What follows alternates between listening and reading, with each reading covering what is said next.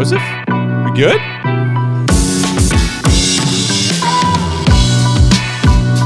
There's the point. What's going on, Bulls Nation? Welcome into CHGO Bulls Postgame, coming to you live from our studios here, West Loop, downtown Chicago.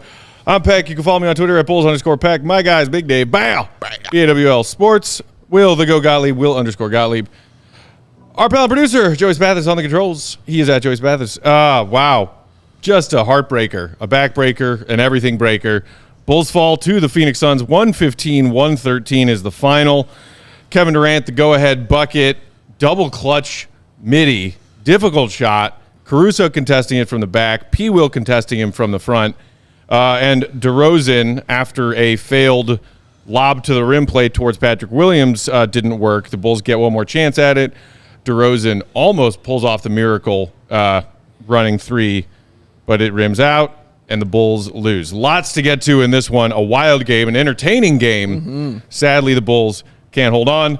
Thank you for joining us. We'll get to as many of y'all's thoughts in the comments as we can. Hit that like button for hanging out with us tonight. We appreciate you. Whoo! Dave, where you want to start, man? That was a wild and crazy kids. Shout out Nickelodeon. That game was bonkers. Yeah, insanity, and I enjoyed every second of that. Was so much fun to watch. You got a little of everything in that, but it ended with greatness, and you know how much I love watching greatness. And Kevin Durant, man. Kevin Durant went greatness on you, like. That was it. Like you can't even be mad when I'm watching him. Like I don't think I was mad one time. Yep, that's Kevin Durant. That's what he does. I think I would have been more mad if like Bradley Beal or even Devin Booker was, the ones doing it to you. Mm-hmm. But damn, watching him do that, I was like, damn. I mean, I'm not happy they lost at all. But man, dude, that was tough. But man, I love the way the Bulls played. I love their resolve. Honestly, they look together. They look cohesive as a unit. Everybody was involved and pitched in a little bit. Except Drummond had a bad game, I thought. But yeah, man, they really did play well, but they couldn't. Other than the final 5 or so minutes of the third, and then a few wayward possessions in the fourth, I thought the Bulls played a solid game tonight. They did play a solid game. Unfortunately, they started out red hot from three while the sun started cold. And then that story kind of flipped, and that started in the third. And also the other big key, the Suns started that run late in the third quarter when Caruso picked up his fourth foul and went to the bench. That was big. I'm sure Suns fans are going to want to credit Drew Eubanks for being a gigantic, wrecking ball machine for flipping the script, because that kind of happened simultaneously to Caruso leaving with his fourth foul. But Caruso leaves with that fourth foul, and the Bulls just sort of let go of the rope for a little bit. All of a sudden, you're heading to the fourth with just a 7-point lead, and then the Suns see that 7-point deficit. Even on tired legs, second night of a back-to-back, they're like, okay, we can chip away a 7-point deficit. Sure. That run they made at the end of the third was key, Will. Absolutely. And, yeah, I mean, you kind of said it. The Bulls started this game playing maybe the best basketball that we've seen from them.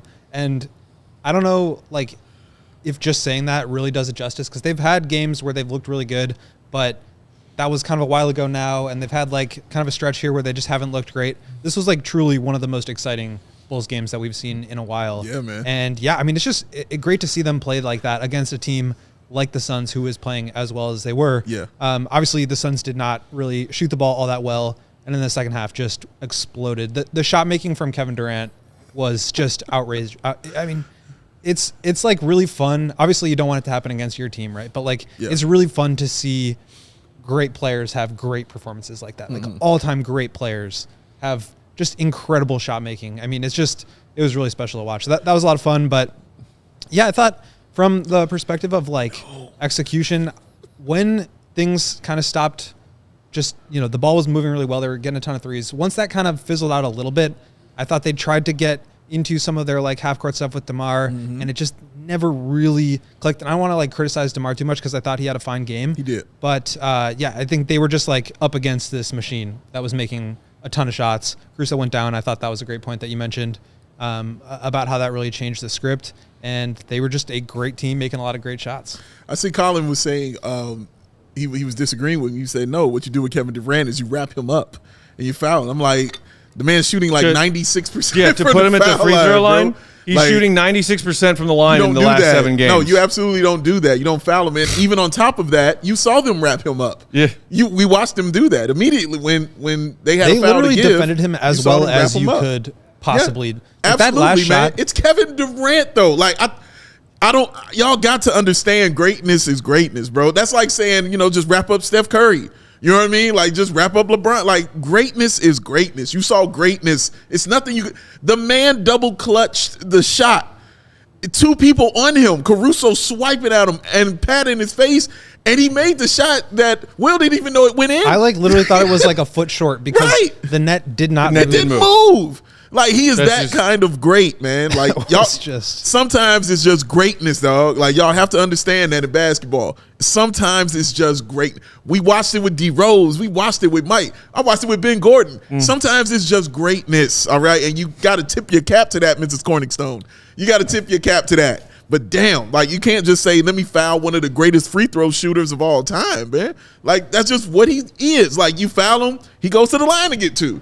You have to play the defense. You have to take the chance while you're playing that defense against him and guarding him. Now, I do agree with Caruso taking that 5th foul. I don't agree with that shit at all. I thought Patrick should have been up there on him. If you're going to take that foul and wrap him up, no, save that. Because regardless, Matt, of when he got that, it's still 5 fouls. Because I think mentally that still changes how you defend somebody. Because now you have to worry like, oh, man, if I pick up this foul and we go into overtime, then I'm done. So you still put something in your brain. But that's why I'm like, if you're going to do it, fine. Put Patrick up there. Let him make the foul, and that's fine. But regardless, it's still Kevin Durant's, man. Y'all got to accept that sometimes. It's just greatness, man. He was it's just some of the shots. It wasn't even Yes, that one. I said Ben Gordon and greatness. Are you kidding me? Did you watch Ben Gordon play in the 4th quarter? That Come on, bro. entire 4th quarter was just Kevin Durant being Kevin Durant. Yeah. And, credit to Outstanding. Coby White, who made a couple of big buckets. DeMar, couple of key shots, including, the one to tie it on the Bulls' final offensive possession before the last 1.6 second heave. Even Vooch, who, love him or hate him, and, there's good Vooch and bad Vooch, he had a couple of key buckets late. Big, yeah. I've obviously missed a good look at an open 3 that would have been huge. Yeah.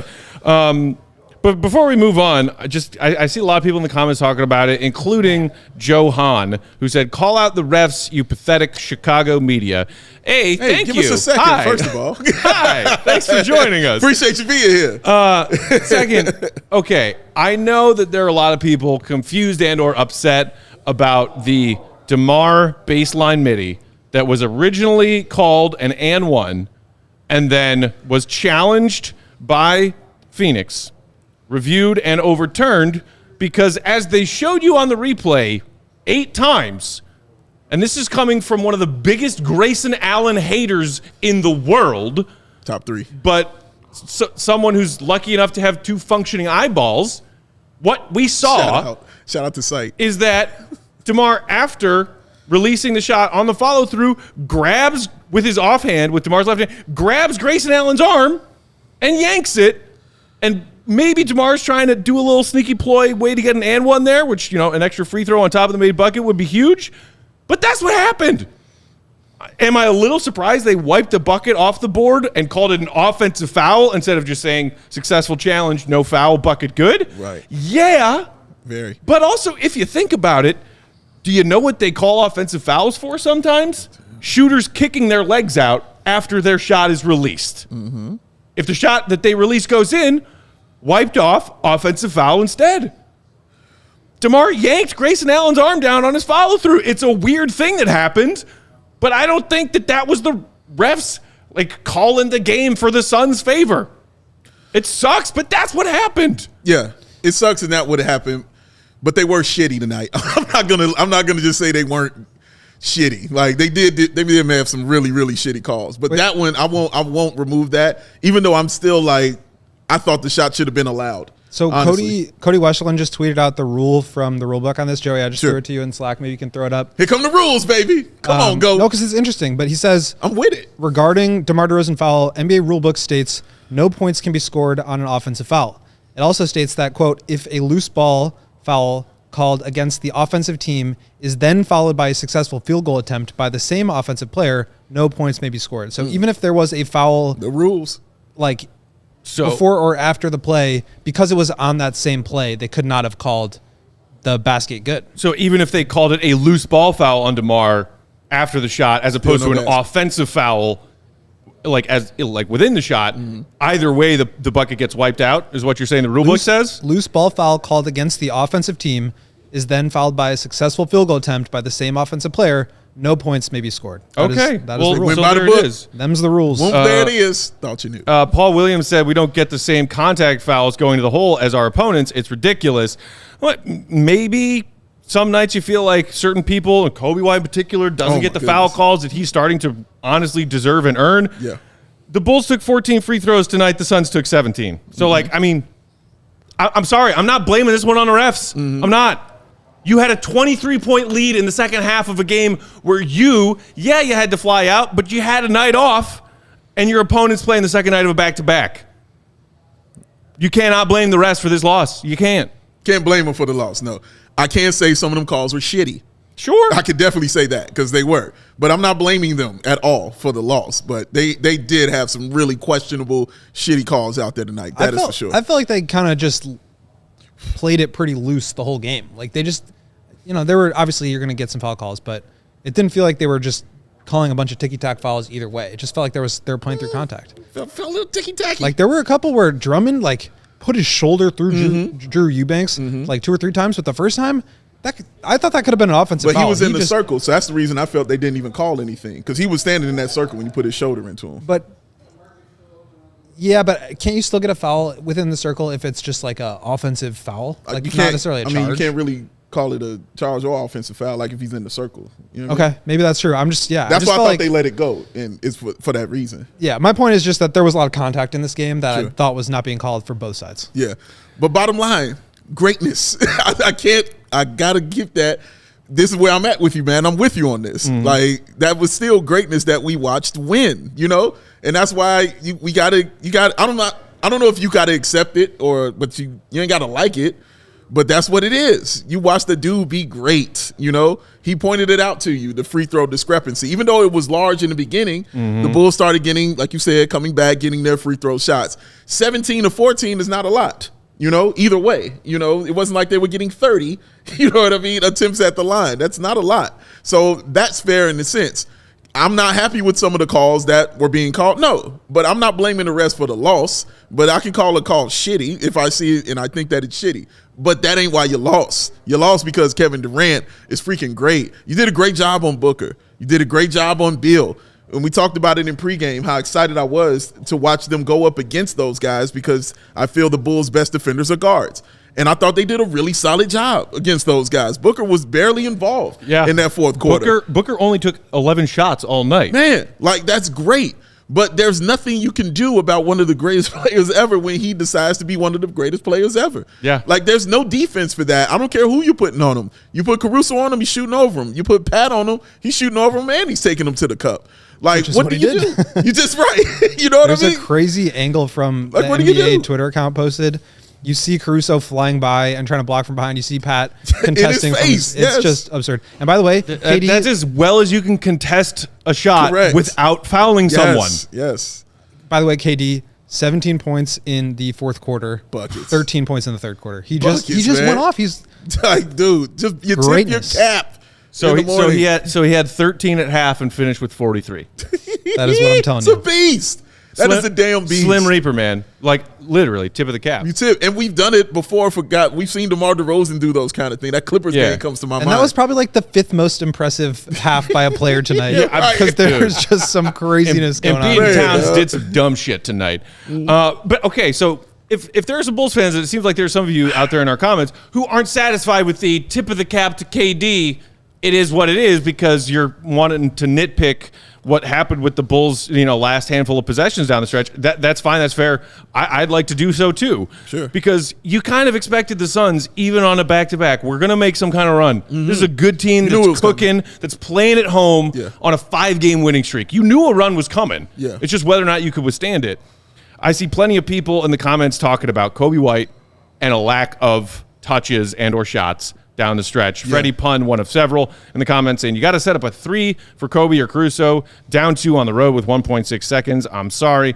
A lot of other people wondering about DeRozan, ISO. Jamie, the DeRozan ISO stuff on every fourth quarter possession needs to stop. It isn't what got you through the whole night. Did I have an issue with some of the DeMar possessions down the stretch that were ISO? Not tonight, because you know what he did? He got buckets. Obviously, we already covered the baseline midi that turned into an offensive foul instead of an and one. That's unfortunate, but he also got key buckets for you. I did have an issue with those when Vooch came back in the fourth. They went to Vooch 3 straight possessions. Sure. And I was like, and you said it, Will, and I was like nodding with you, and I was thinking the same thing. It's like, it's a lot of Vooch. But the thing is, like, at that point, they had taken DeMar out for a quick breather. That was like around 6 minutes, I think, and that's when they went to Vooch 3 straight times. And obviously, I think one of those was a pick and roll. It was like a dump off pass from Coby. 2 of them were post ups, and it's just like that's the value of having 3 guys that can go get you a bucket at any point. And I think people are trending towards this idea that like you got to give the ball to Coby and get out of his way. And I just don't think that that's the kind of player that Coby is. I think he's capable of doing that, and he obviously shows that he can score that way. But what's making him so great is the ability to play off of DeMar and Vooch and attack when guys get doubled. Like, he is so good as a floor spacer and attacking closeouts and getting into the paint. He obviously can run some pick and roll. He obviously has shown just an incredible improved handle. He was like toasting guys in transition in half court, like just absolutely freezing defenders. So I'm not saying like he can't be an isolation scorer, but I don't think that's his primary skill. I don't think that's his best skill. And I don't want to like take him out of that and then overload him with more stuff that will make him look a little bit overwhelmed. So I do think like on that last possession, we can talk about those last couple plays. Sure. There was one, it was like a alley-oop play where they set up a lob for Patrick to go. It was 1.6 seconds. That was a fine play. I don't really understand why they would go to that with like 1.6 seconds as opposed to like, that's a half second that's like play. a half second play. Right. 0.3. And like, no offense intended, but of all the players to draw up a play for, and for a finishing through traffic at the rim, Patrick Williams. Yeah. When has his name ever been synonymous with clutch and converting at the rim? Because never is the answer. An opportunity. And I think like if it's like 0.6, 0.5 seconds left, Patrick's probably the guy that can be most effective in that situation. Like, you're not lobbing up to Coby or Io. No offense to those guys. That just Patrick can probably get up a little bit higher. But to me, I just didn't think they really needed to go to that right away. Obviously, people probably would have wanted them to put the ball in Coby's hands, and I'm sure that's what they're saying in the comments right now. No, I'm laughing at P. Will supporter. But what did he say? He said he got fouled. He did. No, it was before that. Like the guy could jump out the gym. That was a great play. The criticism there is more just like about running that play at that time. He's not serious. I think people are pissed about Coby not taking the final shot. Yeah, that part. Coby set the screen for DeMar. There was 1 second. DeMar got an inbounds pass and immediately shot it. Like, they didn't really like have time to set up an isolation. You probably could run that play for Coby. He's probably a better shooter in that scenario, coming off the screens. I agree. From that distance. But I don't think that's like the way that the inbound pass happened, like the way that DeMar was being defended, he had to come closer to the sideline. They probably didn't want it to get to that point at all. So yeah, I mean, I could totally see that argument that like you probably want to, in a catch and shoot situation where you're looking for a 3, look for Coby. I get that. That's everything you just said exactly what I was thinking about that with Coby, especially because he had Grayson on him. Now he was one-on-one, with Grayson at the top of the key and coming off after setting that screen for DeMar, coming to the top of the key. So he had a little space, not a lot, just a little space to get the ball and do something with it. And I would have been completely comfortable, with whatever shot that was going to be, more so than I was with that DeMar shot, which felt like, oh my God, I hope in a prayer, because you got Durant on you. Yeah. You know what I'm saying? Like, and when you got Durant on you and no time to do anything but go up with it, 7-8 times out of 10, that's not going to go in. You know what I mean? I'm just rewatching it here. I think that the idea was to get Durant switched onto Coby. Right. And they just didn't switch it. Like, boom.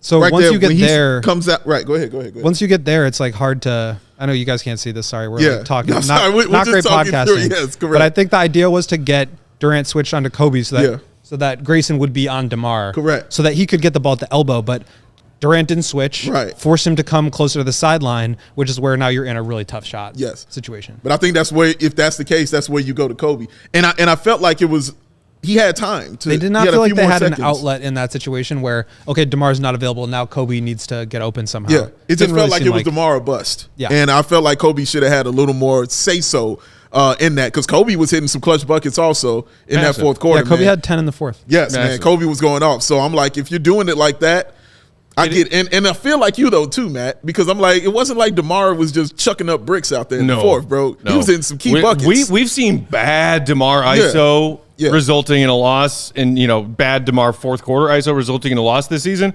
Tonight was not that. Yeah. I don't think, at least. Yeah. And like, if you have an issue with DeMar taking the last shot instead of Coby, specifically, damn it, I wanted Coby to take the last shot tonight, and DeMar took it instead. Okay, you're allowed to have that gripe. Maybe there was a wrinkle of that play that was drawn up where they tried to get Coby a shot. Mm-hmm. DeMar ends up taking it. Also, DeMar's hit how many clutch shots in his freaking career? He also was so close to making that. He was double covered and got a shot off before the clocks hit 0 and almost banked it in. Mm-hmm. Like, it wasn't trash. No. That was, when you are in a 1.6 seconds heave and a prayer situation, DeMar got a pretty good shot at a heave and a prayer. Heave and a prayer. If you want to be pissed that Coby didn't take the last shot, okay, be pissed. Yeah. Well, would I have loved to see Coby take a last shot there? Yeah. Absolutely. And I like to see more of it going forward. Because he continues to prove it. Coby has always been good in the fourth quarter. Yeah. So now adding that to his game and what he's doing now in all three quarters, and then combining what he can do in the fourth, he has earned an opportunity to get some last-second looks. Sang Hyun Seo in the comments saying it's not about the last shot, it's about the whole clutch time. We also saw Coby get touches and shots in the final 5 minutes of a very tight game. It wouldn't have been close without him. The other thing is, Billy Donovan is writing up a sideline out of bounds play with 1.6 seconds left in a game where you're down by 2 and you've just given up a 20-something point lead and you're in an away game and you're trying to win. Like, he's not thinking about, well, are the fans going to prefer that I go to Coby in this situation or DeMar? He's like, no, I'm going to give it to the guy who has proven that he can hit game winners. I understand that there's an element of we want to see growth, and I think that's a valid argument. Yes. But I think it's a separate argument. What the Bulls are trying to do right now is win games. As we've talked about, they can't. It's very difficult to do both things. If you're trying to develop players, you got to go the developmental route. If you're trying to win games today, you got to go with the win games today route. And part of that is going to DeMar in those situations because DeMar has proven he can hit those shots. Did it work out the way that they wanted? Probably not. But I don't think it was a terrible shot. It almost went in. And yeah, I think I agree that it would have been nice to get Coby a nice catch and shoot in that situation. But I'm not going to come down on Billy for giving it to a guy who's proven he can hit game-winning shots. No, he was the first option. I have no issue with him being option number 1 in that situation.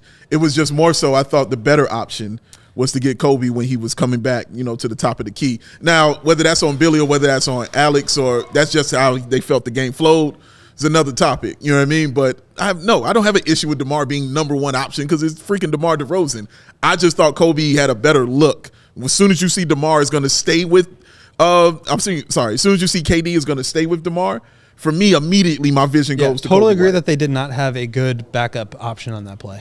Yeah. Flip side in the comments saying, I love me some King in the Fourth Debo, but it just felt like Coby should have got the last shot. Exciting and entertaining game, though. Gabriel in the comments saying, when we see Coby go sub-zero, play design for him. Man, he's fun to watch, man. Coby. Bridget saying, how are you going to know what you have with Coby at the end of a game if you never give him the ball? I think it was Boski who also hold on. Do we not know what we have in Coby? Coby was awesome. I'm not trying to take away from Coby at all. Coby was incredible tonight. He was outstanding. He had 26 on 10 of 14, 4 of 5 from 3. Oh, by the way, also 10 boards and 9 assists, 1 assist shy of a triple-double, which is, I think, the point that I think a lot of Bulls fans are making and what they're feeling. Coby's been playing incredible lately. He was playing incredibly tonight. Give him the last shot.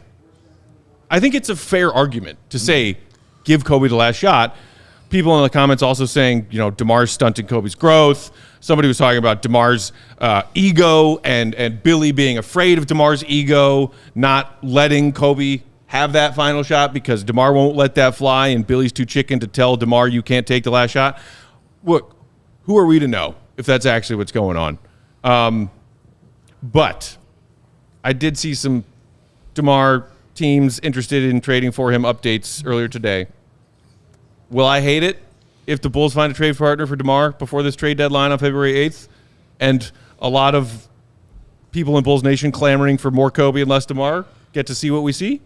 I won't hate that at all because it would be forward thinking, in my opinion. Coby White. I'm sure I want to save Coby White for the second segment because I really think he just needs more time at how good he was playing tonight. So he was amazing. I'm not going to get too much into him, but I just really feel like the Bulls played a really excellent game, and it just came down to greatness. And you knew Phoenix was going to make a run. You just knew it was coming, all right? This is a really good team, and I think you did a great job on their guards. You took out two of three of their big three. They didn't have just back-breaking games, but Kevin Durant is a beast. He is the Durantula. There's a reason he has two nicknames that we both know him by. He is that damn good. But, man, dude, they just played so well, but there's nothing you can really do about greatness at a certain point in time. Now, you are who you are in certain areas as far as a three-point shooting team.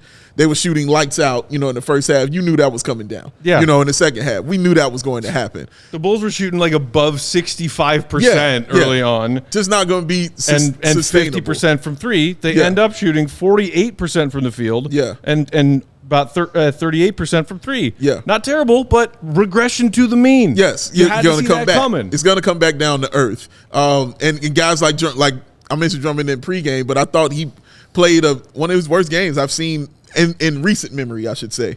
He really had a tough game, man. And he let Eubanks kind of get under him a little bit and got called. When he got called for that technical foul, like you said, it coincided with kind of Caruso getting his foul and going out. But I just felt like that was all at once because you kind of felt the winds shift, you know what I'm saying, a little bit in that game. And when those winds shifted, you saw the dude who was in the boat driving the sail was Kevin Durant, and it just went insane with them, man. So, yeah, they didn't have anything to counter it back with. They did a great job just maintaining and sticking with it and trying to maintain their lead. Guys like Ayo Dosunmu, I mentioned Coby White, 19 and 17 for Vooch, you know what I mean? Like, those guys did their best to do it, man. But it's only one Kevin Durant out here, and when he decides to go that, it is what it is, bro. Oh, my goodness. We have to take our first break. Sure. But David Williams in the comments, Billy never called a timeout during the Suns' run. He did. He did, bro. He did. He did, for sure. If you're gonna come at somebody, whether it's Billy or anyone else, come with accuracy. All right. Like Tom Brady. We're gonna take our first break. We'll come back. Plenty more to get to on tonight's game. Dave wants to talk about Coby some more. I want to talk about Ayo Dosunmu a little bit. That too. You know what to do. Hit the thumb. Make sure you subscribe to CHGO Sports on YouTube. Circa Sportsbook. Circa. The best place to get those bets in. I will sheepishly admit to all of you that I put some money on the Suns at halftime tonight because sheepish. Well, because he's Matt Pat. It was a good bet. I like that. When you say this is the most non-fun I said it was the least fun way to win money that I've had in a while. Yes. He was drying his tears with bills, $100 bills. Even a little part of me wanted to see the Bulls pull that game out because they were playing well and it was fun. It was fun. Damn, was fun. But Circa is the place to be to get those tight money line splits and low hold model. They always strive to have those minus 110 odds as their starting point, not 115 or 120 like a lot of the other sports bettors. Also, if you feel like you have an inkling or who's going to win the NBA title this year, who's going to win MVP, other large market futures bets like that in the NBA, the best place to do that with the best odds and the best values is at Circa. They encourage bettors to download and try their Circa Sports Illinois app, but also, on top of that, download and try any sports betting app you want. They encourage you to do so because they're confident that more often than not, you'll find the best value, the best odds, the best user experience, and they know you will find the best customer service at Circa. Real people behind that Circa Sports app who resolve issues in a timely fashion, unlike those other sports bettors who use the dreaded chatbots.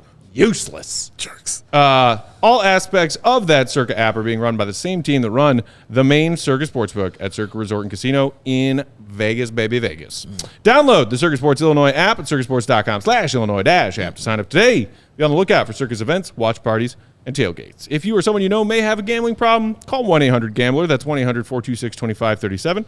Text GAMB to 833-234 or visit areyoureallywinning.com. Guys, give Joey the thumbs. He needs the thumbs, all right? He wants them all. He puts them in a jar, and he holds them right there. And he sits them right next to him, and he says, because he wants more. Give that man more thumbs. Hit that thumbs up button and show us some love.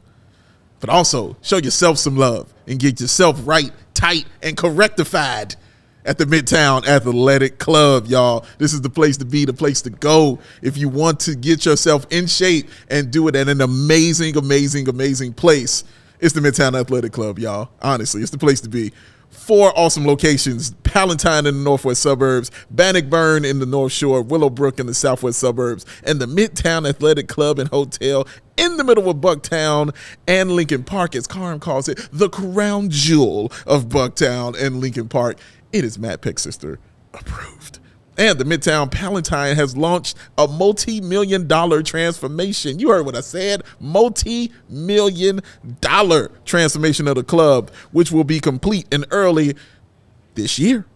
So, and also, Midtown is offering no initiation fees this January at Bannockburn, Palatine, and Willowbrook locations. So get yourself right and enjoy your day and save yourself some money. There's nothing wrong with any of this. This sounds awesome. They got something for everybody. Whether you're single, whether you're a family with kids, whether you're someone looking to make lifestyle changes, or you're someone into holistic wellness, hello, they got your back. So many classes, over 100 classes per week. That comes with your membership. You can just go pick and choose what you want to do. Yoga, boxing, spinning, cycling, cross training, group exercises, high intensity interval training, what you want. They got your back. Basketball courts, they got that covered. They got the saunas ready. They got that covered. They got the luxe locker rooms. So you go in there, look in that mirror and say, damn, I'm looking right. And I'm getting it tight because I'm at the Midtown Athletic Club, and the mirror's going to look back at you and say, you're damn right. And the best tennis courts out there. Who knows that? Karm, Hogue, is what they swear by, is these places. All right? Indoor and outdoor tennis, pickleball and paddle tennis, professional quality, all of the way. Oh, and just because they love you so much, the CHGO Bears and the Chicago Sports Podcast will be filming live from the Midtown Bannockburn location Thursday, the 25th. That's coming this up. Thursday. That is this Thursday, Bam. the 25th. Guests of the shows are complimentary that day.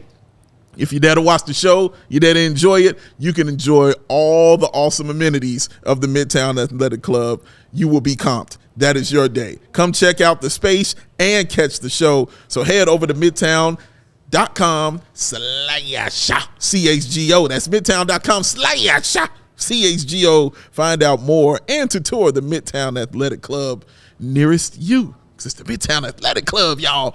Sweat it out. Get it out. Moving along. Thanks, everybody, for hanging out with us tonight. Hit that thumbs up. Throw us some super chats if you feel so inclined. Toss. Chris Davis is going to get us back on track in the comments saying, when can we have the discussion about Coby growing in the last shot moments to continue to build his confidence as the future of this team? Tonight would have been great. Tonight would have been a great opportunity to get that ball into Coby's hands for the final shot. He did. I mean, as you pointed out, Will, he had, 10 points in the fourth 10 points tonight? in the fourth quarter, yeah. So it's not like Coby vanished in the fourth. He was there. It was, I love what we saw from Coby in the fourth tonight. I love what we saw from him all night long. All night. We have all established none of us would have had any issue, but rather would have loved to see Coby get that final shot with 1.6 left on the clock. Didn't work out that way. Dave, what do you feel about Coby after tonight? Man, 26 points, 10 rebounds, 9 assists, 2 steals. He was 10, this is dumb. 10 of 14 from the field. Yeah. That's dumb. All right? As your point guard. That's Joker shit. You know what I'm saying? That's for real, dog. You know what I mean? That is crazy. That is crazy good. 4 of 5 from the three-point line as well. That man played amazing basketball. And you know this. I know you'll love this, Matt. 1 turnover. Damn. 9 dimes, 1 turnover. One turnover. The growth and evolution. Look, I'm through talking about just how great I thought Coby White was going to be and all that other stuff. We're seeing it right now. I like the spot I'm in right now, Will, is the fact that I expect it now. Every single game I go in and I just expect Coby White to be great. to be awesome, to do some awesome things out there on the floor, defensively and offensively. I love the fire that he showed also, because he got into it a little bit, got a little chest bumpy a little bit with Grayson Allen and all those guys. The hard fouls that he committed. Bumpy. Yeah, a little chest bumpy. It happens, man. You got the hard fouls he was committing as well, which were just basketball hard fouls, because you saw, I can't remember who the young man he fouled, but you saw Josh Okogie. Thank you. As soon as that happened, he went up, shook his hand. It was all love. You know what I mean? Because they understood it was just basketball. There was nothing malicious about it.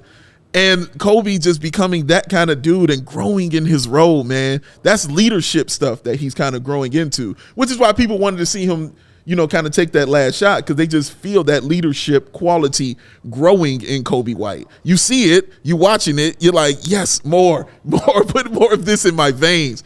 He is distributing the ball so beautifully. The way that he is getting guys open, because that one play where he got Patrick open on that baseline for that three-pointer shot. That was so nice. My God, man, just taking that little extra dribble that allowed him to float out a little bit more on that baseline, and then he hit it. It was like he hand-delivered it like, here you go, fella. You know what I mean? This is what you want. Bow, cash money. I love this kind of stuff from Coby White. That is the point. Guardsmanship is off the chain right now with Coby.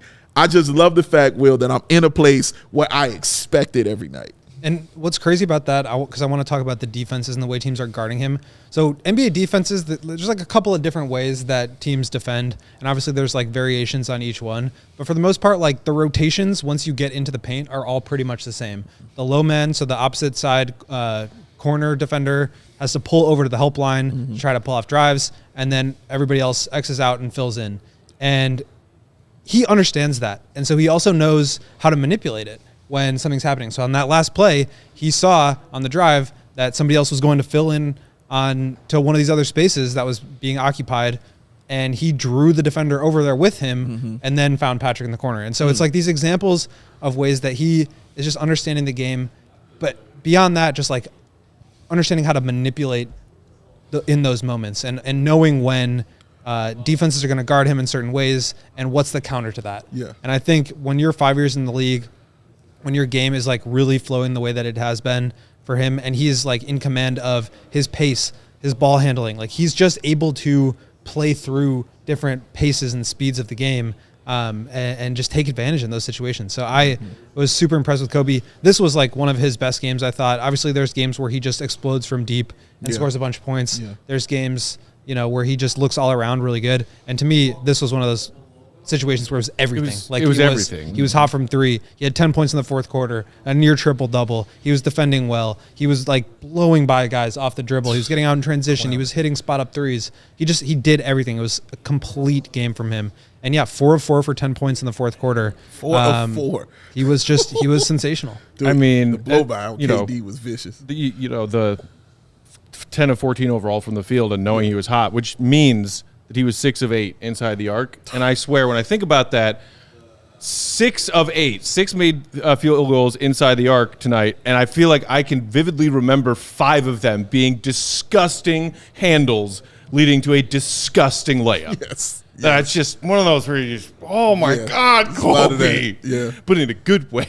In an awesome way. I mean, his ball handling and his layup package is becoming something truly special. Yeah. It's awesome to watch. It really is, man. It's so much fun. And it's the fact that he's doing it against whoever's on him.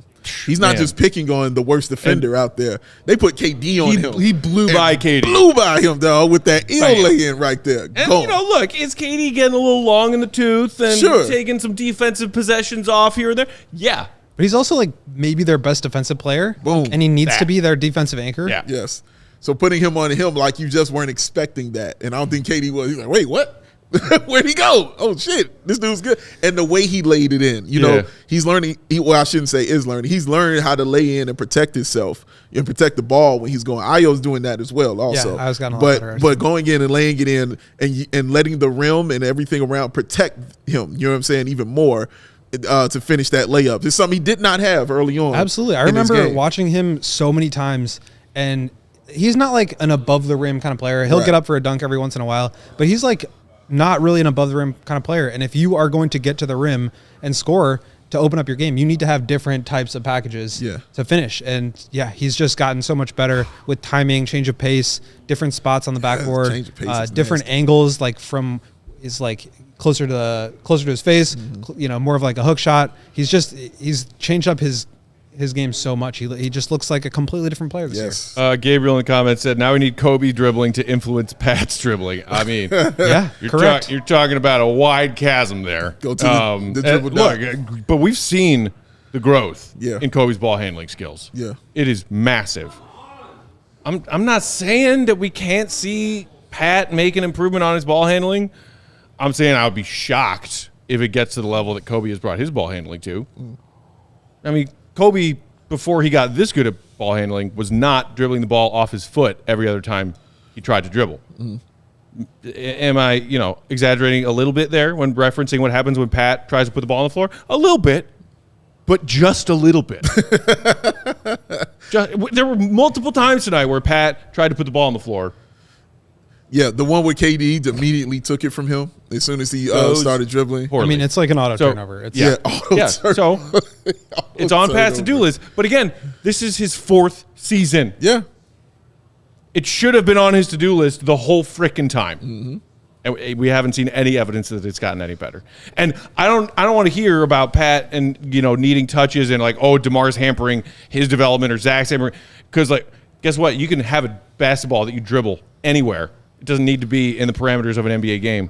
Work on your ball handling. Spend the offseason working on your ball handling. You know what other Bulls player, though, did have a big breakthrough after spending 4 years in the NBA? Choose that. Coby White. This is true. So this is true. Fully developed, not yet. Yeah, I like I said, my year for Pat was next year. I said that to start. I just have real it's just too, and I agree.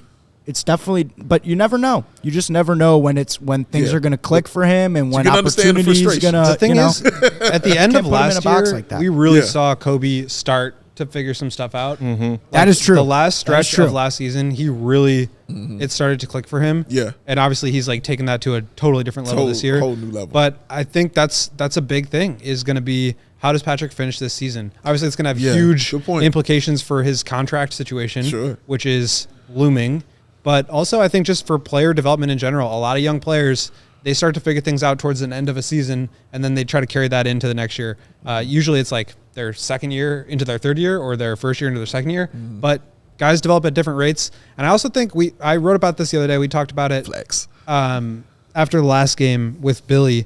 But like to me, the situation that Patrick's in, like a lot of people, and I've said this before too, will criticize Patrick because, well, he's got opportunities to take guys off the dribble in attacking closeout situations. So you can't tell me that like just because DeMar's on the team, he has no room to grow. Like he's got chances to attack.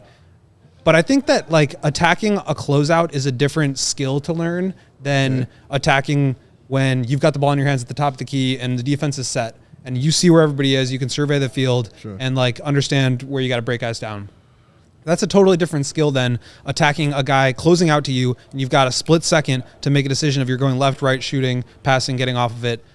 Obviously, like if you put the ball in Patrick's hands at the top of the key and ask him to make a play, I don't think it would always go well because we just talked about it. His ball handling is not that great, and I think his like pull up shooting is too slow. But I do think that's a separate skill, and it's taken him probably too long to really get good at that and figure it out. But he is getting better at it, and he is starting to figure it out. And you'll see moments where it kind of clicks for him and he gets all the way to the rim. You'll see moments where he hesitates, and that's why Billy took him out of the game early against the Grizzlies. So I think those are different skills, and I do think Patrick is learning and getting better. Am I expecting him to take like a Jimmy Butler, Coby White kind of fifth-year leap? Probably not, but I do think it's okay if he's just a good 3-and-D wing role player, and if anything else happens, that'd be even better. And also stepping out of bounds. You got to stop that also. Man. That's what the ball handling is. His footwork is really correct. bad. Footwork is not right. In a little bit of Pat's defense, and I do like this comment from Tyrone Stevens, who said, I love Stacey King, but I swear he acts like Pat was just letting Durant score. In the words of Pat Bev, he's Kevin Durant. It's Kevin Durant. Look, I mean, did KD cook In the Pat words of Kevin Williams Durant, a couple I'm of Kevin times Durant. tonight? Yeah.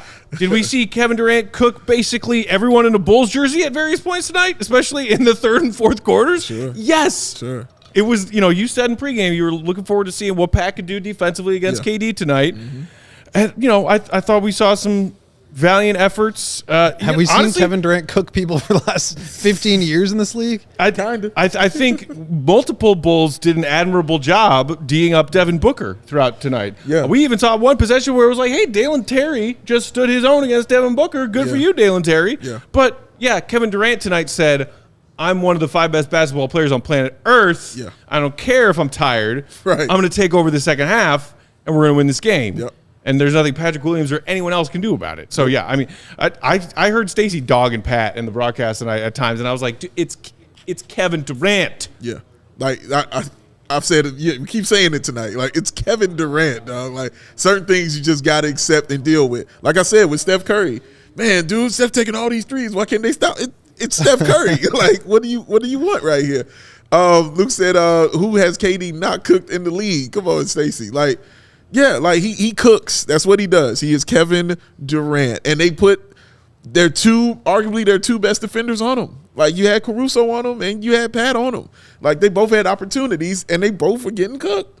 The final shot was those same two defenders on him. And he double pumped it and it hit the bucket. They played him so well that he had to alter his shot in midair. Yeah. He still made it. And dog. The net did not move. He's just vicious, dog. Like, he's just vicious. Like, stupid. There's nothing you can do about that. I love when, like, older players, like retired players, would be like, well, I simply wouldn't let Steph Curry shoot threes. Like, okay. Good luck. Let's take our second break. We'll come back with some more thoughts on tonight's game. I think I saw a few more people in the comments wanted to talk a bit more about Vuce tonight. Anything else on your mind? Keep those comments coming. We'll get to them. We'll get to all the super chats we have. Hit that thumbs up button. How many people hit thumbs up, Joey? 69. Nice. Oh, we need more than that. I mean, it's a very nice number. Nice. But let's get some more. Let's get 169. Nice. Tonight's postgame brought to you by our friends at Ray Chrysler, Dodge, Jeep, and Ram. Are you in the market for a new vehicle? If you are, we've got great news because our partner, Ray Chrysler, Dodge, Jeep, Ram, and Fox Lake, is starting their Ray Resolution with the Start Something New sales event. And you know what that means? What'd that mean? You'll be able to shop incredible savings on every new vehicle in stock because they want to clear that lot to make room for brand new 2024 vehicles. Nice. For a limited time, you can get up to $9,000 off of new Jeep models with a dealer discount. And that's not all. Shop their last call on remaining 2023 Dodge Challenger and Charger models, including Hellcat, Scat Packs, and more. Dodge is the most powerful muscle car brand, so you don't want to miss out on their last call with over 20 Dodge muscle cars to choose from.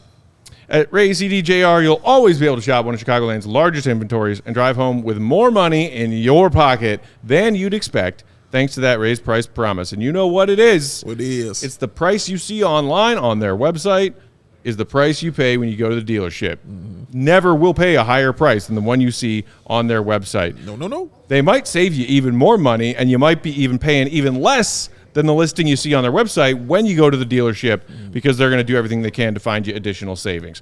Also, CHGO Bulls fans can get a free oil change when you mention CHGO at the service center or mention CHGO when you book online at raycdjr.com/service. But you have to book before January 31st. Yeah. For more information, visit RayCDJR in Fox Lake or raycdjr.com, serving the community since 1963. Boom. Joey Spathis, what time is it? Deja vu. Yeah. I felt that. Very nice. You shouldn't have to worry when you're buying tickets to your next big event. Game Time is the fast and easy way to buy tickets for all your sports, music, comedy, and theater events nearest you with last-minute deals, all-in prices, views from your seat, and the best price guarantee. Game Time takes the guesswork out of buying those tickets. Game Time has deals on tickets right up to the start of the event, and even an hour after it starts. It is not the place. No. It is the place to find last-minute seats. Find exclusive flash deals and sponsored deals on tickets for football, basketball, baseball, hockey, concerts, comedy, theater, and much, much more. And with the zone deals, y'all, you pick the section And Game Time does the selecting with an average savings of, drumroll Matt Peck, 18%. Game Time always has your back, so you can trust that Game Time guarantee is official. So take the guesswork out of buying those tickets, y'all, with Game Time. Download the Game Time app, create an account, use that code CHGO. You will get $20 off your first purchase. No lie. Terms apply. Again, download that app, create an account, redeem that code CHGO. $20 off is what your wonderful self will get for your first time purchase. Download Game Time today. Last minute tickets, lowest price guaranteed. Because Matt Peck. What is it? Game Time. Threw me off a little bit with that one. That was a weird cue. I did want to touch on Io and the solid game he had tonight. I know, shout out to our guy, French Bulls TV. He said, let's talk about Io. Sure. Before we get there, though, I did want to just briefly touch on this. Luke Lorio, or I'm not sure if that's a capital I, Luke Ioro, saying, talk about Vucevic's defense and shooting, please. And then also... South Garcon saying it's infuriating the tendency of this team to take a BS Vooch 3 at the most inopportune times. That shit is indicative of Billy Donovan. Okay, Vooch has been cold from 3 pretty much all season long. Yeah. He was 1 of 5 tonight. Yeah. He missed a big open 3 in the 4th. Yeah. He may have missed 2 threes in the 4th. I remember he missed 1 that was like... Yeah, he did. And look, the thing about Vooch and the taking of threes... South Garcon, you're saying like indicative of Billy Donovan. Look, I don't necessarily think Billy's out there, in timeouts and in huddles, drawn up plays to kick it to Vooch for a 3. I think the Bulls are trying to keep the ball moving and find good open shots, and sometimes the ball swings his way to Vooch when he is out on the perimeter instead of operating inside. And yes, he is ice cold from 3 this season, and that sucks. But you have to take those shots when they're open. I mean, do you disagree, Will? No, I think you have to, and that's like part of his value as a player. I think the play that you guys are talking about, maybe there was 2 of them where it was DeMar in the post area and Vooch was spacing. It was like an empty situation where Vooch was at the top of the key and the ball got doubled. I think actually one of them was DeMar's kick out foul that got overturned, and the other was a Vooch 3. So, like, the question is, like, why would you have Vooch spacing the floor there? Well, I think the reason is, 1, because he has proven to be a valuable three-point shooter at times in his career. But 2, he's the best side-to-side passer that the Bulls have. And so if the ball does get doubled, if DeMar does get doubled in the post, you kick it out to Vooch, he can then move the ball and keep the advantage alive. You also take the opposing center away from the basket, so DeMar can spin baseline and get to the rim, and there's no rim protector there. So I actually do like having him there. It's probably not as lethal as just having Coby there for a spot up 3, but I don't think that gives you as many options and avenues to find a shot if the DeMar isolation in the post doesn't work. The side-to-side passing. By the way, Vooch, 7 assists tonight in his near triple-double with 19 and 17. Yeah, it sucks that he went 1 of 5 tonight. It sucks that he's been cold from 3 pretty much all season long. He had a solid game. South Garcon following up saying he, I assume you mean Billy, is not getting on guys who are taking BS shots. But again, to me, that's the point. When Vooch is open, maybe if it's early in the shot clock, then say, okay, that's a bad shot. But most often, when Vooch is taking threes, it's because the Bulls succeeded in getting some ball movement on that possession. And that big 3 that Vooch needed to take in the 4th quarter tonight, as I recall, the shot clock was at 0.8 when the ball got to Vooch. And it came from some decent ball movement, but it was like, okay, the Bulls used all 24 seconds. You're going to call that a BS shot, and you want Billy to get mad at Vooch for taking a shot when the shot clock is running down to 0? Yeah. Because guess what? If you don't think Billy calls out guys or gets on guys for taking what he deems to be bad shots, look at Javon Carter's minutes over the last 20 games. Because I think that's what we're seeing there.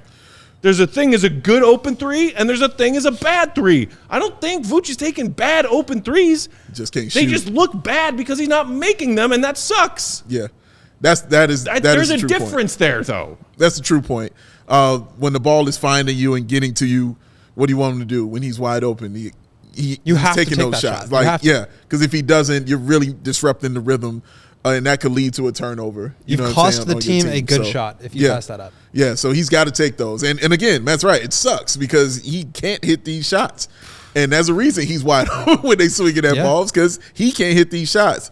But he's got to keep the floor balanced, so he's got to take them, and I understand that. And honestly, Vuce was necessary, very necessary in this game tonight because, like I said, Drummond had a horrible game.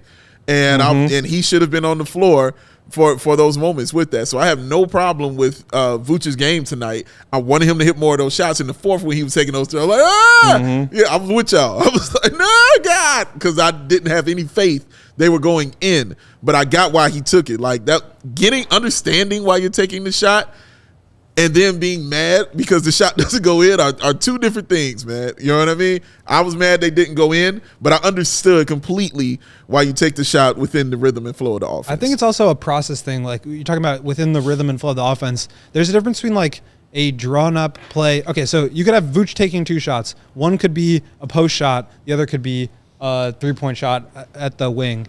If Vooch is getting a post-up, it's usually a design play or the play has broken down and that's like the final option where you're just kind of like getting it down to him and bailing him out. But a lot of times in those situations, it's like Vooch dribble, dribble, dribble. Everybody else stand on the perimeter and wait to see if he'll kick it back out to you. Right. Maybe he does, maybe he doesn't. But that, I think, is a different situation and process than, DeMar posting up or getting into a pick-and-roll action and then Vooch popping out and being the beneficiary of somebody else's advantage. So when you were the one creating the advantage, when Vooch is creating the advantage through the post, I don't like that as much. I think those are ones that oftentimes can feel really forced compared to an open three that he's getting as a result of ball movement. It's not like Billy's just designing a play to get Vooch a three. It's usually like somebody else's play that gets broken down and then Vooch is the open guy. Exactly right. And when he takes those threes where I feel like it's contested, I hate it. You know what I mean? I can't stand it. He doesn't do it. But, yeah, right. No, but sometimes he'll take it, and I'm just like, no. But it's few and far between. But I'm just want to just specify and just making sure everybody know. I feel you.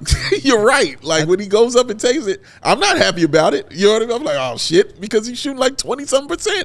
But I get why he has to take it because he's got to keep that floor balance. Dalen Terry is another example. Y'all know I love him, but damn it, I know that shot probably ain't going in. But I get why he has to take that shot. Because it's within that rhythm and it's open to him. You got to take that shot, man. Because him putting it on the floor and making a decision to get to the bucket might lead to a turnover, which we've seen it happen before. So, or if he doesn't feel comfortable with the shot, swing it out, rotate it back. But a lot of times, guys, you got to take that shot. When each offensive possession is really about trying to find for the team the best shot available. Sure. And so oftentimes that can be a DeMar isolation mid-range shot because that's like the highest probability of the ball going in.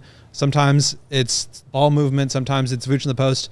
You also have to play to guys' tendencies and where they're comfortable. And like Vooch is very comfortable in certain areas of the floor. In order to keep him involved in the game, you got to find him and keep him in a rhythm by playing him in those positions. So sometimes that's at the top of the key. Sometimes that's in the post. Like you can't just have like a mathematically perfect scripted game because they're not robots. No. BB4556 saying, outside his abysmal three-point shooting, Vooch is actually playing well. Connor adding in, Vooch was an absolute beast on the boards tonight. He was. He had 17, 12 of those defensive boards. It does stink that one possession for the Suns late that ended with the second chance point kick out three to Durant, just right from the top of key. You knew as soon as KD pulled up from that. I mean, even before the pass found its way to Durant, you're like, Bulls didn't corral the rebound. Right. This is going to be a dagger from Durant. You just knew it. You just knew it. It sucks that Vooch, who was among just a pile of players under the hoop on that miss, couldn't come up with that ball. That sucked. He did come up with 17 rebounds tonight. That sucked. Got to talk about Ayo. Yes, we do. Yeah. Well, should we take a break? Should we come back? Yeah, let's take a break real let's quick. Do that. Also, Garcon wants Billy to show him something when it comes to holding guys accountable and sit the big three when they aren't performing. We saw that one time, and Zach is still mad about it. So join us in reality, won't you? You stupid. Tonight's postgame brought to you by, we don't get to hand out a Goon of the Night, sadly, and there would have been great candidates had the Bulls held on to this one. So many candidates. I'm so curious to know where your head was. So many candidates. It doesn't mean we can't shout out our great friends at Empire today who have just the best flooring shopping experience that you could possibly imagine. Shop at home convenience, the right product for your needs, quick and professional installation, and a low price guarantee. Empire is the best place to get new flooring. You know this. So, of course, they have copycats, but Empire can't be beaten on quality, service, speed. All competitors can do is advertise basement pricing for crap flooring. Crap. That's all it is. It's a bunch of crap. It's stuff that Empire wouldn't put in their own homes, so they're not going to tell you to put it in yours. They are very specific when it comes to crafting their selection that they offer their clients. Just the best of the best. They also have the Virtual Floor Designer, a great feature that's very handy, allowing you to see how different flooring options from Empire would look in spaces of your home. With the lighting, with the decor, all of that. Just snap a picture and then swipe through a bunch of different options. Super easy to use. They also service their own warranties. If an issue ever does happen to arise, just call Empire. They service their warranties themselves. No tracking down third-party phone numbers, manufacturers, none of that. Empire will take care of it. Schedule a free and home estimate today. All listeners can receive a $350 discount when they use promo code CHGO. Restrictions apply. See EmpireToday.com/CHGO for details. 588-2300 Empire. Bam. Today. You want to follow up that beautiful dulcet tones with a little comment chat, Dave? Oh, my God, man. You're making my night. A little comment chat? What? Are you kidding me? I'll tell you what, Dave, it's getting easier. Is it? For businesses to switch to electric vehicles, there's something we can all get behind. For the health of the planet, the well-being of all of us who share it. That is absolutely correct. The electric grid is evolving to meet your cleaner energy needs as we move with confidence toward an electric tomorrow. Whether you have one delivery van, shout out Lisa, or you have a whole fleet of shipping trucks, shout out George. Shout out George, who, by the way, tonight we learned officially, not a fan of Grace Nelson. Hates his guts. He's Matt's friend. ComEd can help guide you to make the changes that make sense. That's right, Dave. That's right. So let me tell you, what should business owners do? Well, glad you asked me that, man. You should go to ComEd.com/clean to learn more about the resources, fleet rebates, and infrastructure incentives available to help businesses go electric. If you own a business, don't wait. But also, as Matt will tell you, Good for you. start making your plans today to switch to electric vehicles. Good for business, good for the planet, good for all of us. Go to ComEd.com/clean. Did you say comment.com/clean? I absolutely said ComEd.com/clean. Go now and see how going electric connects us to a better way of doing business and a better future for generations to come. Boom, doggy. Boom goes the dynamite. And boom goes the dynamite. All right, wrapping up. We got a few minutes left. Ayo Dosunmu, Dave. Just another incredible night. 30 minutes off the bench. Billy is clearly relying heavily on Ayo. Yeah. Has well surpassed Javon Carter in this rotation. Basically, he's been leading the Bulls bench in minutes for the last month, it feels. Yeah. Or at least the last few weeks worth of games. 13 points tonight on fairly efficient 6 of 11. Didn't knock down either of his threes, but they were right you know, they were close. One of them went three-quarters of the way down. Yes. Also, doing what we've come to expect from Ayo, doing on defense. Had a couple of steals tonight. I mean, what can't you say about this young guy? Attack. Ooh, transition, Ayo. Oh, he's just always in attack mode, man, and his layup pack is just becoming. It was awesome. The defense that he played I can't remember who missed that first shot, but then we saw the guy coming back down the other floor, and then he took that away and went back down and scored and got the dunk. Like, it's so much fun watching him play. You see him playing with a lot of fun, a lot of smiles on his face when he's out there playing basketball now. And what you talked about, just the comfort level of him right now this season, just how comfortable he is, I guess, with the team. And now being that way on and off the court, it's kind of showing, on the floor. And it's amazing because, to come from where this offseason was pretty much the last guy to sign with the Bulls, to re-sign, I should say, with the Bulls. And then it was a lot of questions, and we talked about it here on the show, like, okay, well, where's he going to fit? Will he get time? Like, whose minutes is he taking? And Ayo never wavered, in his confidence and his ability to get down out there on the floor and showcase what he can do. He just needed the chance. And so he was scoring, as I kept saying, like the game within the game. Like, he was scoring these pockets, and just when the Bulls needed a bucket, bam, I got it. I'm going to the bucket and I'm finishing. It's so in control watching him go in and finish, and it looks so chaotic until he gets to the rim. And that is a real straight up skill. That is a dude that got some real straight up skill as a finisher.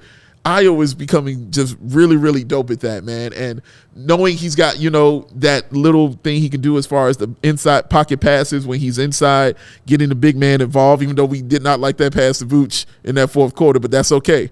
But he just really really looks like he's coming to his own and is finding his own niche on this team. Yeah, you'd never feel like he's really doing anything that is like out of his comfort zone or stuff that he doesn't feel like he can do. Like he's good at a lot of different things and he sticks to those things. Yeah. And going back to your point about like him in the rotation, yeah, I mean, he was the last guy signed on the roster. The Bulls paid more than technically they needed to because, basically with the way that his money was working, like they could have just offered him a smaller, like closer to his cap hold, and they overpaid technically to keep him. And we were all kind of like, well, why'd you do that if you just signed Javon Carter to be your starting or backup point guard? Right. Like, where does Ayo fit into this, and why are you now giving him more money than you needed to?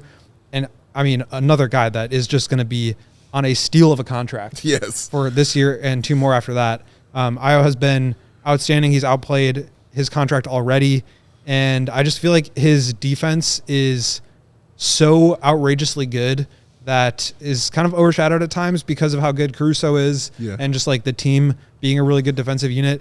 He was shutting down Bradley Beal for the majority of this game. I know Beal had 18 points on 17 shots, which is like not great efficiency. He blocked him a couple times.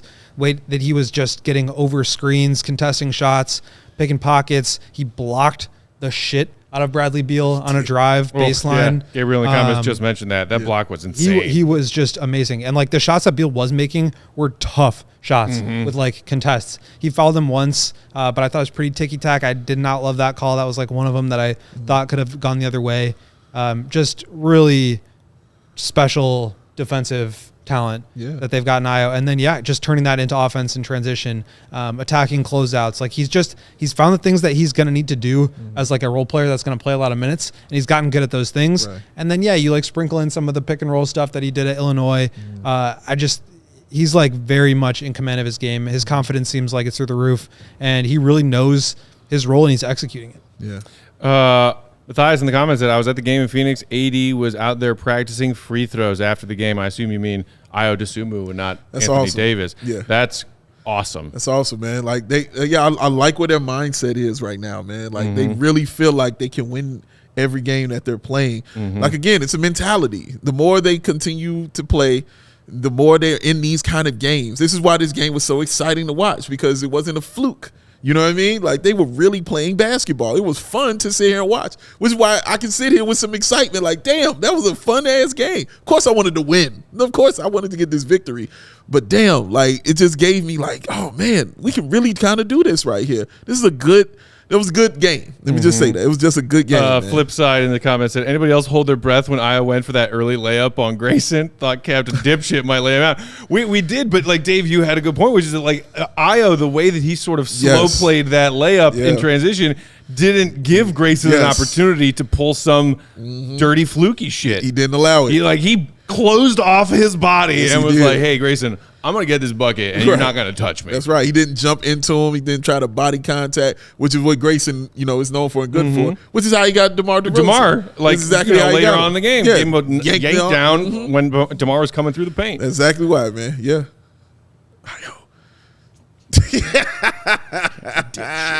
Captain Dipshit. All right, let's get to some Super Chats and get out of here. We're already over time. Let's get Super Joe. Let's knock these out, Joseph. Oh, so many Super Chats. So many chats. So super. AK said the Bulls played well until the end of the third, lost their composure after Drummond Tech. That was a momentum swing. Yeah. Refs made questionable calls. The Bulls had their chances. It was a momentum swing. For Agreed. Sure. Some questionable calls. I did look. Bulls were called for 18 fouls tonight. Suns 13. So a little imbalance, but. Again, the Bulls had plenty of chances to win this game regardless of what the rest were doing. Adam Hoover, shout out for the Super Chat, saying, why not put Drummond in for Vooch when they're just picking Vooch apart on switches in the fourth? Is it just ego and perception of being benched in the fourth? No, Drummond was getting cooked. Yeah. Drummond is not better in those situations than Vooch. He's not. Just not. He's not.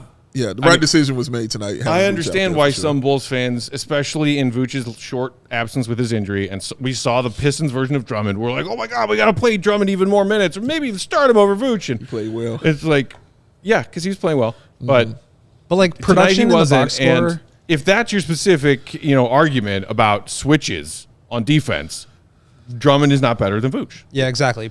Production in the box score is not the same as executing a defensive scheme. Yeah. And Drummond is capable of switching out and guarding smaller players. He gets those steals. He gets out in transition. Mm-hmm. That's great. But Vooch is, I think, a much better team defender, a scheme defender. And the way that the Bulls are successful, and they are successful defensively, is really reliant on executing that piece of the defense at a high level, and Vooch does that. And I thought Eubanks got in his head mentally as well, which is why I was like, no, get him out of there, get Vooch back in the game, man, because he started coming for him. You know what I mean? The TWW podcast with a $4.99 super chat. Thank you. Shout out. Saying in all caps, screw this team. I spent my night watching that.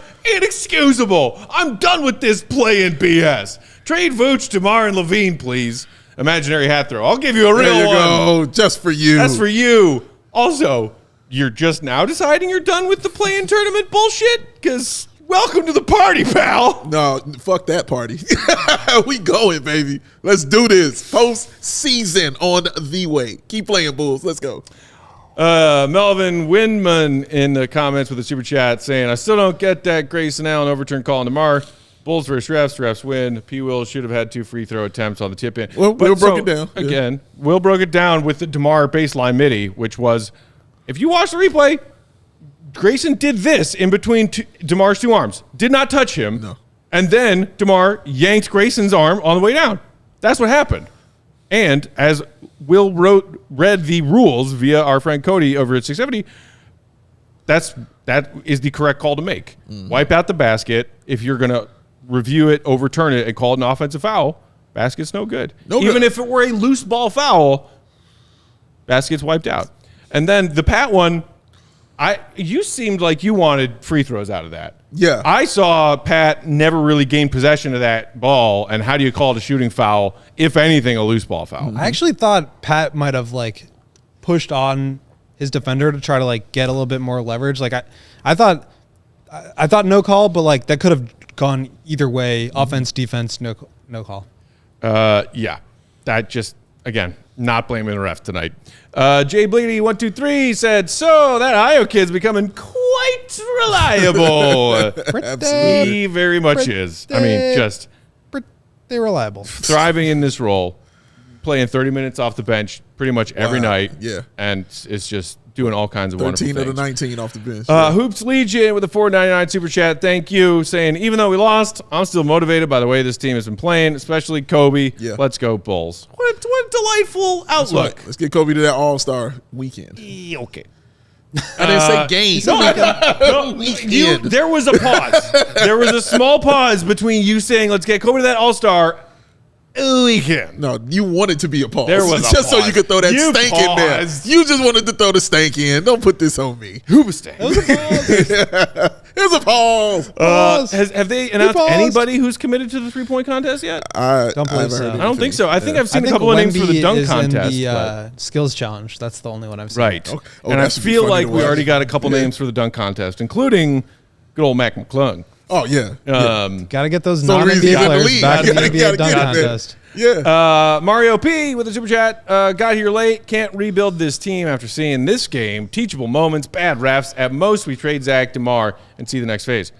Some would call that a rebuild. I would definitely call it. Let's not rebuild. Let's just trade our 2 most expensive players.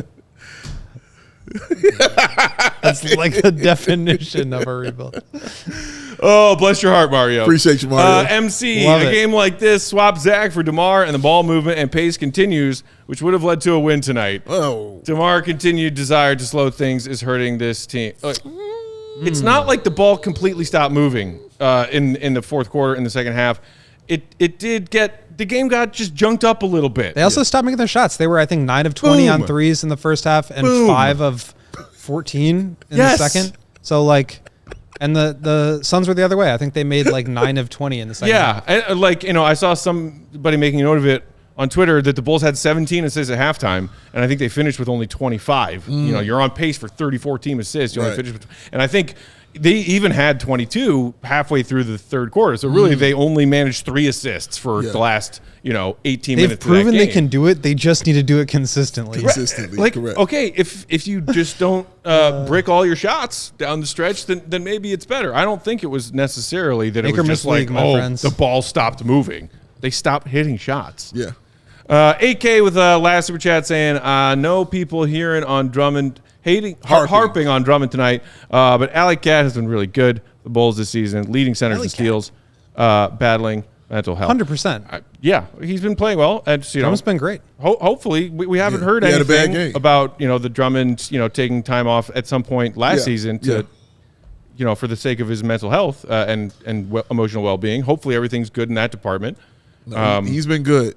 More so than he's been bad. He's been solid. But he's just had a tough game tonight. He definitely had a bad game. He did. And a lack of Drummond minutes was not why the Bulls lost tonight. This is a fact. Okay, thank you guys for hanging out with us. It is late on a Monday night. What a way to start the week. Plus the heartbreak at the way the Bulls lost that one. Woo-woo. They will try to bounce back as they head to L.A. to take on the Lakers. Matt's favorites. LeBron sat tonight in the Lakers-Clippers showdown on TNT, I saw. Getting ready. Getting ready. Yes, he is. Getting ready. Yes, he is. To play the Bulls / maybe blame his team's fortunes on everyone but himself. Bulls are off tomorrow, but we will be here. Have a show for y'all. 5:30 Central Time. So good. Maybe we'll talk Barney about could the be latest playing for Zach LaVine gossip, amongst other things. And then we got an HQ with Will and Mark for y'all on deck Wednesday, in between now and Bulls Lakers Thursday.